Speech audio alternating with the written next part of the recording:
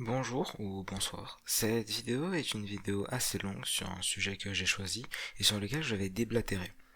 Elle est faite pour être écoutée en fond, pour pouvoir s'endormir derrière des devoirs ou quelque chose dans le genre.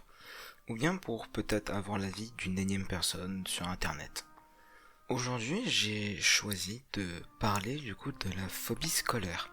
Parce que c'est un sujet qui est étrangement paradoxal.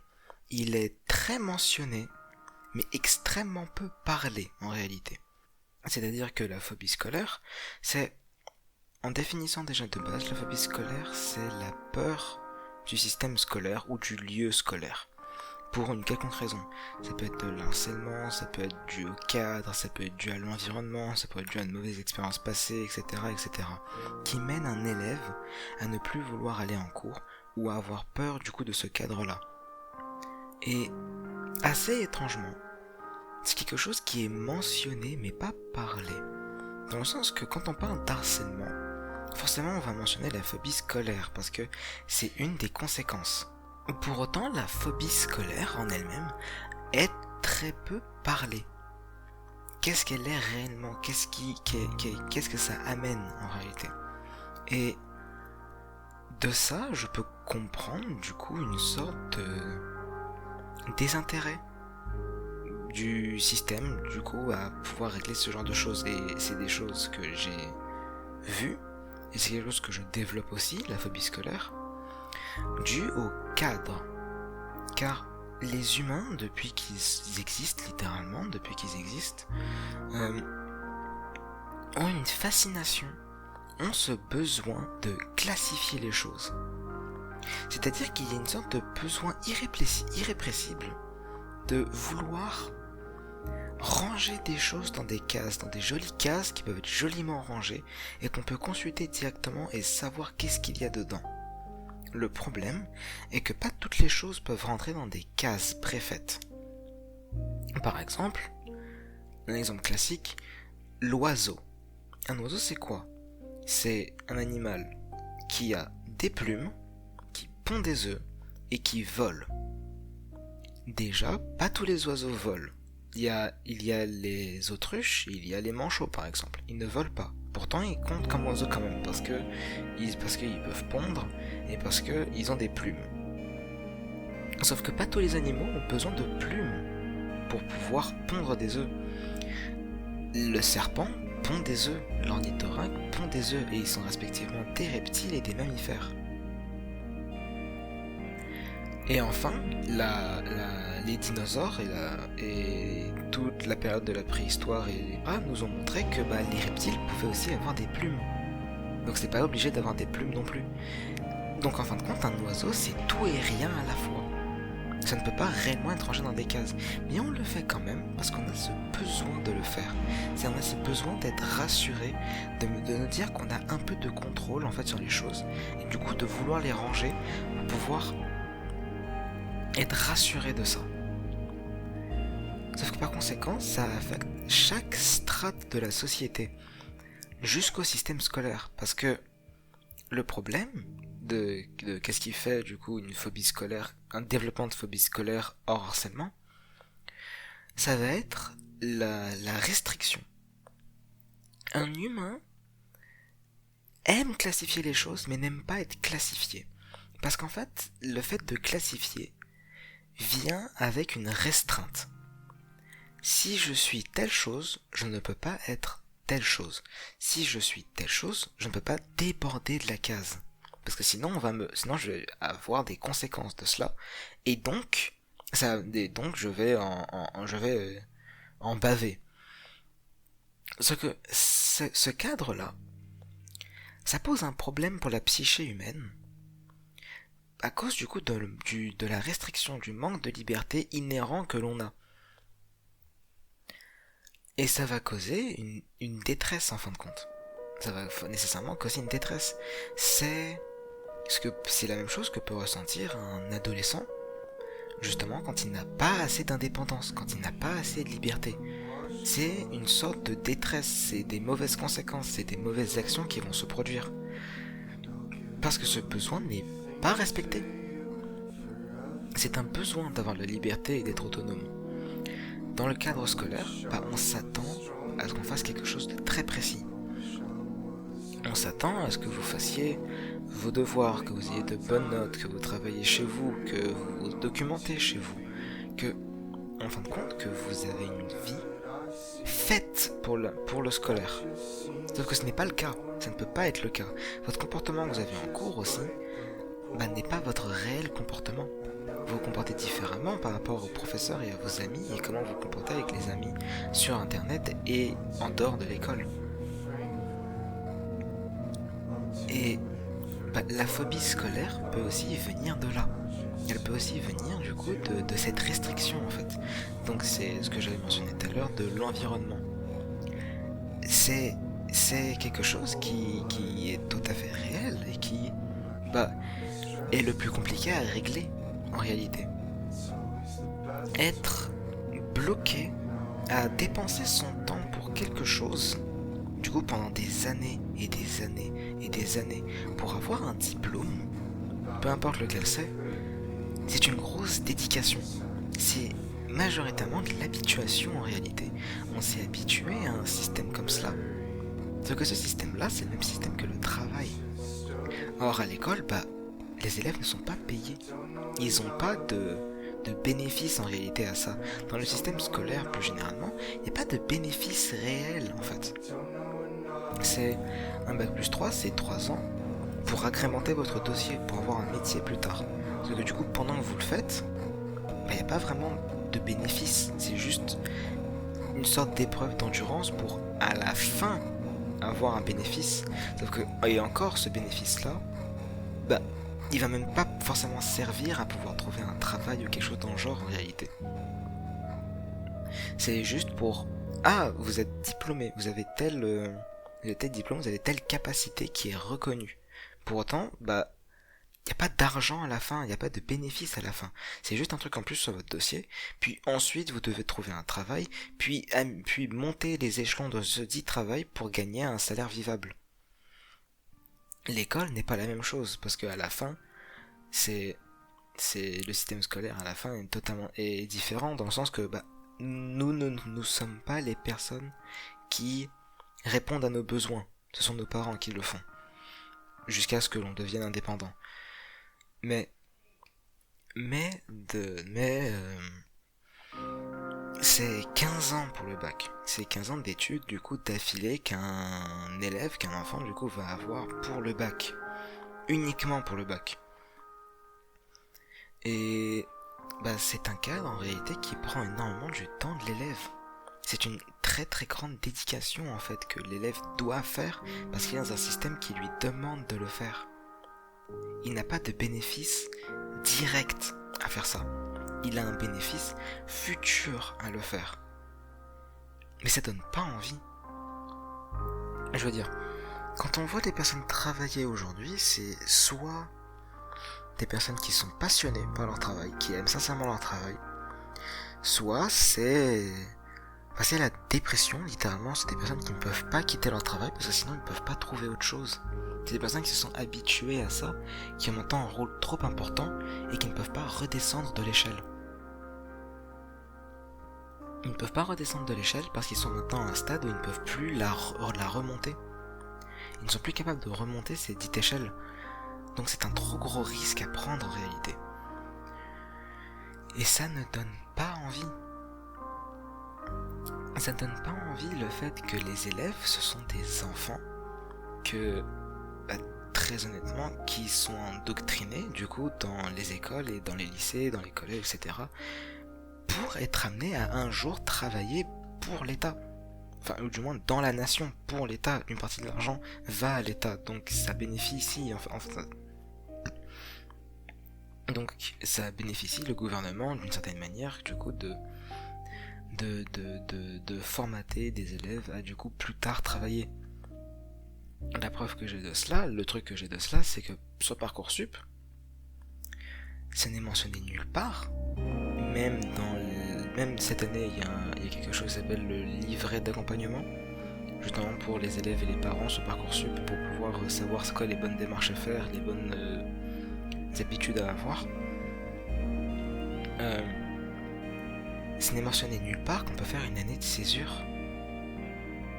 Et pourtant, c'est quelque chose qui est possible de faire sur Parcoursup. On peut demander, au moment de s'inscrire, qu'on veut faire une année de césure, donc une année sabbatique en gros.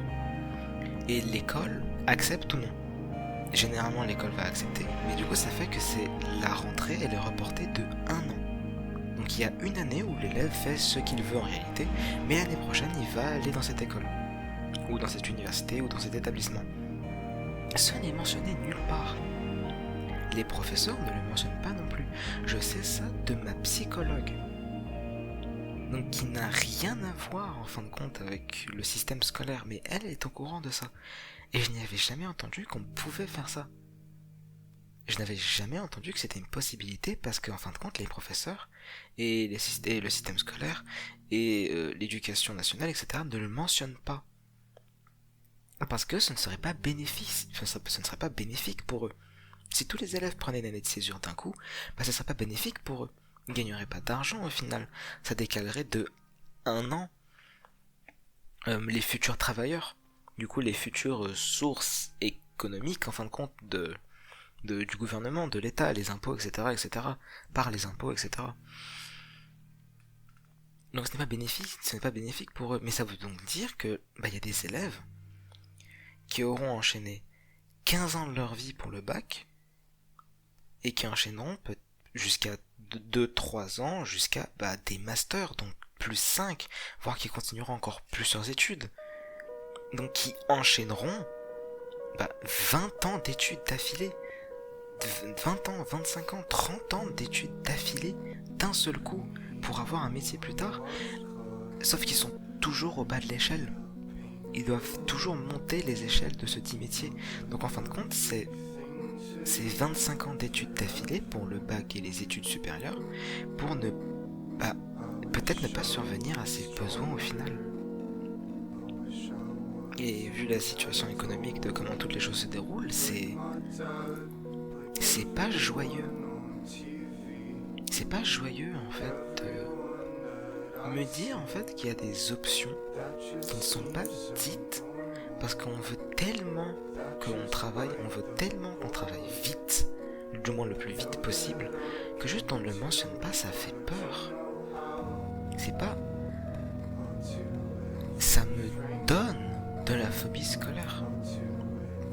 Ça me fait développer de la phobie scolaire. Ça me fait développer même plus que ça me fait développer une sorte de phobie de travailler. Parce qu'on veut tellement que je travaille, et j'ai tellement de mauvaises représentations de qu'est-ce que c'est le travail, que ça ne donne pas envie. Ça ne donne vraiment pas envie, ça fait peur. C'est pour ça que je me suis lancé là maintenant à faire juste des vidéos déblatérées sur des trucs pendant peut-être 15 minutes, 20 minutes, un truc dans le genre. Parce que justement, travailler, c'est quelque chose qui me fait affreusement peur. Et je préfère sincèrement rechercher le bonheur et faire une activité qui me donne du bonheur, plutôt que de sacrifier environ 40 ans de ma vie à faire quelque chose qui ne me plaît pas. Et ne pas prendre le risque de faire quelque chose que j'aime au final et qui pourrait subvenir à mes besoins, plutôt que d'avoir la certitude de subvenir à mes besoins, mais que je passe 40 années malheureux. Donc la phobie scolaire, c'est un sujet assez contradictoire, parce que très peu mentionné, très peu mentionné, pourtant affecte tellement et tellement d'élèves en réalité. Le CNED est une bonne initiative. Le CNED est une très bonne initiative. Si jamais je sais que si j'ai du mal avec des études ou des choses dans ce genre, je sais que je pourrais me pencher sur le CNED. Le CNED étant une plateforme de l'État pour pouvoir faire des formations à distance, en distanciel. Si jamais je n'y arrive pas en physique et en présentiel, je sais que je pourrais tout à fait faire avec le CNED. Et ça ne me poserait aucun souci, ça ne me dérangerait absolument pas. Mais c'est quelque chose de si peu parlé, mais pourtant tellement d'élèves en développent une actuellement, ou pourraient en développer une, ou en ont développé une. C'est comme la triste statistique de... Je crois que c'est un élève sur 5, un enfant sur 5 a une dépression en France. Et dépressif, a eu une dépression en France. Un élève sur 5, c'est énorme. C'est un ratio qui est beaucoup, qui est très, très très grand. Enfin, très grand, très grand dans le sens de, ça fait beaucoup d'élèves dépressifs comparé à ceux qui ne le sont pas. Ça ne devrait pas être aussi haut en fin de compte.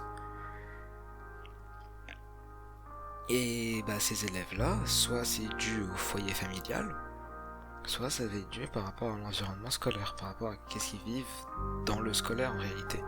Parce que quelque chose comme la moitié de la vie d'un élève ou quelque chose dans le genre, beaucoup plus que ça, énormément plus que ça, ça se passe en cours.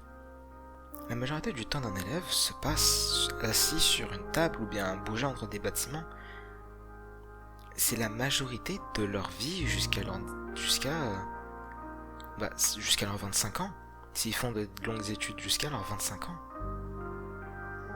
Et ça dépend s'ils font un travail de bureau en plus tard. C'est... La phobie scolaire peut se développer chez des personnes sans avoir nécessairement recours à avoir eu une expérience de violence en fait. Ça peut être dû aux implications, à comment le système fonctionne en fait, comment est-ce qu'il communique ce système-là. Et par exemple, ils mettent énormément la pression pour tout ce qui est bac, pour tout ce qui est notes, pour tout ce qui est Parcoursup. C'est stressant, c'est anxiogène. En même temps, t'as des contrôles, t'as des contrôles, t'as des devoirs communs, t'as les bacs blancs, t'as énormément de choses qui se suivent en fait. Et c'est dur de garder le rythme, garder la trace, garder qu'est-ce qu'on fait. C'est dur. Et tout simplement, ça génère une sorte de détresse. C'est très stressant. L'élève, quand il rentre chez lui, c'est pour les devoirs. C'est très peu de temps libre en réalité. L'élève a très peu de temps libre.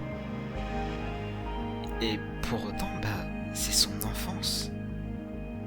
La majorité de l'enfance d'un élève, c'est les cours. La majorité de l'enfance d'un enfant, ça va être les cours. C'est là où il va passer la majorité de son temps.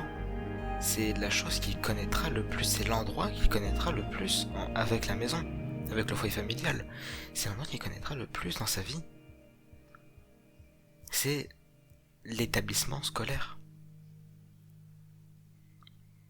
Et dans un sens, je trouve ça triste en fait. Je comprends le besoin de vouloir former, de vouloir aider, de vouloir éduquer, etc. Mais en fait, les implications de l'école est triste. Selon moi, est triste. C'est triste parce qu'en fait, c'est vu comme quelque chose de tellement trivial après avoir passé ça. C'est vu comme quelque chose de très très trivial, voire quelque chose même que l'on recherchons encore. C'est comme une sorte de vouloir chercher justement à retourner à une époque qui est nostalgique, parce que la majorité de notre temps était passé dans l'école justement. Ou bien que c'était tellement important au final que on veut y retourner, ou des choses comme ça, mais généralement c'est vu comme quelque chose de très trivial. La valeur du baccalauréat général est en baisse, ça devient de moins en moins valorisé en fin de compte, parce que c'est vu comme de moins en moins utile. Maintenant il faut faire de plus en plus d'études après le bac, donc perdre, et j'appuie sur le mot perdre, des années, c'est du temps et des années que nous passons assis sur une chaise à écouter quelqu'un parler, à écouter quelqu'un partager son savoir certes, mais parler, alors que l'on pourrait profiter de notre vie. On dit aux élèves que les notes c'est pas si important que ça, pourtant c'est ce qui, selon la société, érige notre avenir. Des gens ont réussi à se faire tout seuls. Le terme se faire, je pense, c'est quelque chose de bien, mais pas quelque chose de bien. Mais se faire tout seul, c'est quelque chose qui est possible, mais qui demande énormément de courage et d'effort, et en fin de compte, c'est peut-être des possibilités qui ne sont plus envisageables aujourd'hui de se faire tout seul. Maintenant, de plus en plus de choses requièrent des expertises de plus en plus approfondies en fin de compte. Donc ça devient de plus en plus compliqué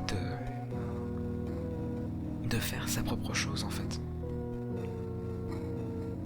En fait, je pense que la phobie scolaire non violente due au système scolaire, je pense que c'est dû à aussi une peur très profonde, très primale de l'inconnu. C'est que nous faisons des années d'études, nous passons du temps à apprendre. À la fin, on a un diplôme, une licence, un BUT, peu importe. Pour, au final, ne pas savoir qu'est-ce qu'on fait. Pour, au final, ne pas savoir qu'est-ce qu'on va faire, qu'est-ce qu'on fait. Parce que maintenant qu'on a dédié tant d'années pour ça, qu'est-ce que l'on fait ? Et c'est un phénomène qui est aussi très très courant, c'est que après l'école, il y a une période de confusion. Il y a une période de recherche en fait. De recherche pas nécessairement d'emploi, mais de quoi faire. Parce que on a tellement changé notre emploi du temps, notre manière d'être, notre rythme de vie pour l'école, que maintenant que ce n'est plus là, qu'est-ce qu'on fait ? Comment on fait en fin de compte ? C'est quoi un vrai rythme de vie ? Parce que on fait notre rythme de vie autour de quelque chose, sauf que si on n'est plus ce quelque chose, on est perdu. Donc qu'est-ce que c'est un vrai rythme de vie alors, après l'école ? Certains disent que leurs années étudiantes étaient la meilleure parce que du coup ils avaient une sorte d'indépendance totale. Mais étrangement, je vois les années étudiantes plus comme quelque chose qui fait très peur. C'est nécessairement des années où on doit refaire un rythme autour de quelque chose, mais une sorte de mélange étrange entre de la liberté et de la restreinte. Vous pouvez faire ce que vous voulez, mais vous devez respecter ça, ça, ça et ça. Par conséquent, je ne peux pas faire ce que je veux. Par conséquent, je ne peux pas réellement faire ce que je veux. Mais je peux le dimanche soir me taper une cuite, me bourrer la tronche. Le lundi, je dois aller en cours, c'est mon problème si j'arrive pas à suivre les leçons, si j'arrive pas à suivre mon truc. Il y a tout de même l'obligation de devoir y aller. Il y a tout de même le rythme à respecter. Il y a l'indifférence. Une sorte d'indifférence face à la situation des gens. Et je pense que personnellement, c'est ça qui me fait peur. C'est l'indifférence face à l'individu. J'ai dit justement tout à l'heure, un élève sur 5 dépressif. Mais par conséquent, peut-être pas remarqué non plus. Pas visible, n'a pas été repéré comme étant dépressif. N'a pas été repéré comme étant dépressif, et donc il y a une sorte d'indifférence par rapport à son travail. S'il travaille moins bien, s'il y a un décrochage, s'il n'arrive pas à suivre un cours, ça peut être dû à ça, justement. Ça peut être dû à cette maladie mentale. Mais, il faut quand même qu'il travaille. Il faut quand même qu'il ait des notes. Il faut quand même qu'il apprenne des trucs. Il y a une sorte tout de même d'indifférence terrifiante, je trouve. Je trouve que c'est terrifiant que peu importe ce que tu peux vivre, peu importe ce qui est en train de se passer dans ta vie, tu dois continuer. Sinon, t'as des conséquences pour ça. Alors que c'est pas ta faute. C'est pas ta faute si s'est passé quelque chose de tellement horrible que tu ne peux pas continuer pour l'instant. Mais on attend de toi que tu continues quand même. On attend de toi que tu continues ce rythme-là pendant toute ta vie. On s'attend à ce que tu continues quand même pendant tout le reste de ta vie. Et je pense que c'est ça qui fait que la phobie scolaire sans violence existe en fait. C'est la peur de l'inconnu, c'est la peur de l'inconnu, c'est le système qui est indifférent face à l'individu, qui est indifférent face à l'élève, même si l'élève est malade, même si l'élève n'est pas là, même si l'élève est en dépression, même si l'élève s'est blessé, il doit apprendre, il doit avoir ses leçons, il doit réviser pour sa prochaine évaluation. Parce qu'on s'en fout. Parce que ce qui compte, c'est les notes. Parce que ce qui compte, c'est l'avenir potentiel que vous pourrez avoir selon les résultats que vous avez maintenant, selon ces quelques chiffres-là, qui vous permettront oui ou non d'accéder à un avenir que vous aimeriez, oui ou non. Et je pense que c'est peut-être l'un des gros fondements de la phobie scolaire. Je pense que c'est l'un des gros fondements de la phobie scolaire, sans violence. Si jamais vous avez d'autres sujets, des idées de sujets, des suggestions de sujets ou de questions ou de choses que vous aimeriez que je parle, dites-les dans les commentaires. Je suis ouvert à la suggestion et j'aimerais beaucoup pouvoir faire ce genre de vidéos, faire ce genre de choses-là. Des gens sont intéressés à m'écouter déblatérer, à écouter la vie de quelqu'un. Et partagez aussi votre avis. Partagez aussi votre avis parce que c'est intéressant, même des points de vue qui sont totalement différents, même si vous n'êtes pas d'accord, même si vous êtes d'accord. Des points de vue qui se clashent, des points de vue qui sont en contradiction, c'est la meilleure chose pour pouvoir se forger le sien.